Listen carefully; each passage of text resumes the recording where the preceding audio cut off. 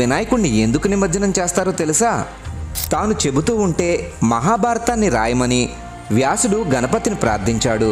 గణపతి అందుకు అంగీకరించి, నేను రాయడం ఆపకూడదు కాబట్టి నువ్వు ఆగకుండా చెప్పాలి అని షరతు విధించాడు. వ్యాసుడు అందుకు అంగీకరించి, నేను చెప్పేది మీరు అర్థం చేసుకోకుండా రాయకూడదు అని షరతు విధించాడు. గణేశుడు అందుకు ఒప్పుకోవడంతో వ్యాసుడు చెప్పడం మొదలుపెట్టాడు. గణపతి రాస్తూనే ఉన్నాడు. అలా రాసేప్పుడు లేఖిని విరిగిపోతే వినాయకుడు తన దంతాన్ని విరిచి దాంతో రాయడం మొదలుపెట్టాడు.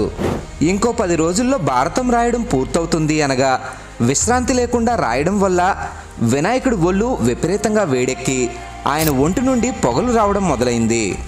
అది గమనించిన వ్యాసుడి శిష్యుడు వైశంపాయనుడు బంకమట్టిని ప్రతిరోజు వినాయకుడు ఒళ్ళంతా రాసేవాడు.